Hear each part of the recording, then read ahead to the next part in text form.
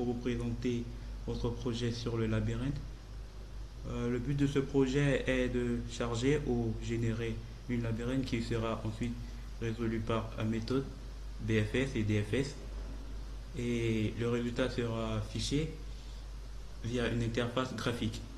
Et ainsi, dans le fichier labyrinthe.java, nous avons un constructeur labyrinthe qui initialise le constructeur labyrinthe, charger labyrinthe qui va permettre de charger un labyrinthe à partir d'un fichier, et notre constructeur qui initialise le constructeur généré labyrinthe qui permet de générer aléatoirement un labyrinthe à partir des paramètres largeur, hauteur et les bornes qu'on va lui accorder.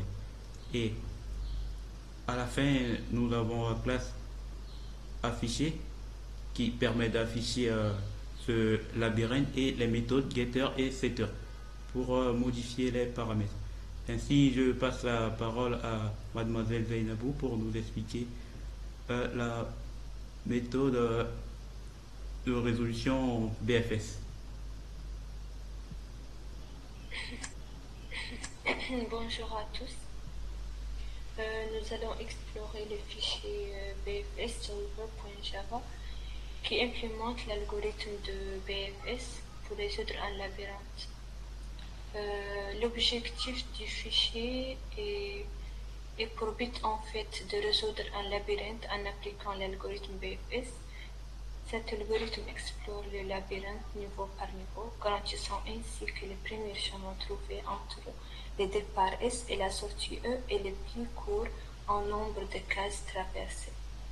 Donc pour la structure, on a la classe BFS Solver qui comprend des éléments principaux, la variable static steps qui compte le nombre d'étapes nécessaires à la résolution du labyrinthe et qui permet aussi d'évaluer l'efficacité de l'algorithme.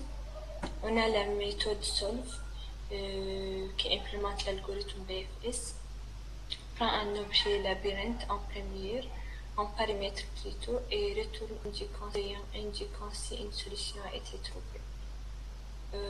Pour le fonctionnement de l'algorithme BFS, les principales fonctions de BFS dans ce fichier, on a l'initialisation, récupération de la grille du labyrinthe, initialisation d'une matrice visite pour suivre les cases explorées, et on a l'exploration tant que le fil contient des éléments, on extrait la première position. Et on a aussi le marquage du chemin. Les cases explorées sont marquées avec un point plus, chemin trouvé. On a les mesures de performance, nombre des étapes et les temps d'exécution. Et après, finalement, on a la méthode getSteps. La méthode getSteps est un getter permettant d'obtenir le nombre d'étapes effectuées par l'algorithme, utile pour afficher le comparé et les résultats. Maintenant, pour l'autre fichier, le fichier labyrinthe GUI, notre interface et pour objectif de fournir une interface graphique interactive pour afficher le labyrinthe initial, résoudre le labyrinthe en utilisant les algorithmes DFS et BFS. Pour la structure, on a les frames, JFrame, avec les attributs. On a l'attribut lab, DFS solved et BFS solved sont des booléens qui indiquent si BFS ou DFS ont trouvé une solution.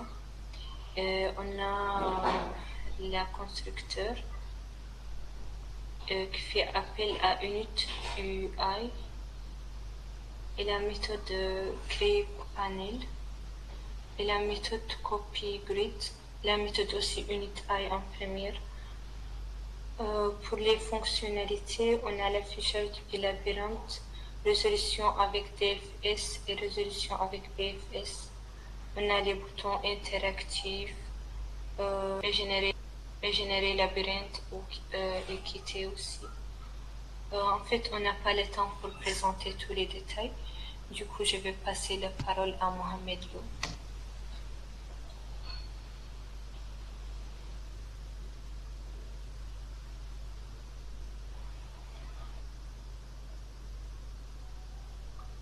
Bonjour à tous, je me nomme Mohamed Lo. Je suis chargé à vous expliquer la classe DFS Solver. Donc, c'est une classe qui utilise l'algorithme de recherche à profondeur. Et ici, on a la méthode Solver qui va permettre de faire la résolution.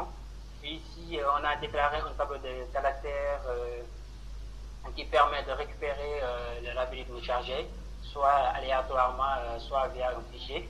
Ici, on a un autre tableau à 2 dimensions qui va permettre de stocker les cases qui sont déjà visitées.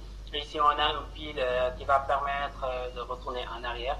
Ici, on va ajouter les coordonnées du point de départ dans la pile. Et ici, tant que la pile n'est pas vide, on va prendre l'élément qui est au sommet et on va tester si ces coordonnées sont valides. Et ici, on va tester si les coordonnées ou bien on va tester si ces coordonnées correspondent à une mur, ou bien on va tester si la cage a été déjà visitée. Si on a une de ces cas, on va continuer la recherche. Et ici, on va tester si on atteint le point d'arrivée. On va retourner true pour dire qu'on a trouvé une solution, les résultats. Et ici, dès qu'on trouve un chemin, on va le remplacer par du plus. Et ici, à chaque fois, on va ajouter dans la pile les cases voisines. Ici, on a une méthode, ici on a un getter qui va permettre de récupérer le nombre d'étapes. Ici, on a la méthode, ici on a la classe principale qui va permettre de lancer l'application. Ici, dès qu'on lance l'application, il nous demande si on veut faire la résolution avec le mode terminal ou bien avec le mode interface graphique. Et ici, on va initialiser, on va générer l'algorithme avec la longueur 10 et une hauteur 10. Et ici, c'est le traitement avec l'interface graphique. Et ici, on a le traitement avec mode terminal. Donc, sans plus tarder, nous allons passer au test. Donc, si on va lancer l'application, dès qu'on lance, il nous demande de choisir entre les modes d'affichage. Ici, on va choisir le mode terminal pour voir la résolution. Ici, pour le mode terminal, ici, on a le labyrinthe initial qu'il a généré. Et ici, on a sa résolution avec DFS. Les plus représentent les chemins qu'il a trouvés. Il l'a fait en 177 étapes en 0,05 millisecondes. Et ici, on a la résolution avec BFS qu'il a fait 248 étapes en 0,08 secondes. Et on va essayer de lancer à nouveau un autre test pour voir, de générer à nouveau un autre labyrinthe. Ici, on a trouvé une solution. Ici, on a trouvé une solution aussi. De même que ça. Voilà. Dans ce cas-là, le labyrinthe est bloqué. On n'a pas pu trouver le chemin qui pourra vers le point de sortie. On va rester avec l'interface graphique. Voilà, ici nous avons le labyrinthe initial. Ici, pour les cases noires représentent les murs, les cases blanches représentent les chemins. Ici, la case bleue représente le point de départ et la case rouge représente le point d'arrivée.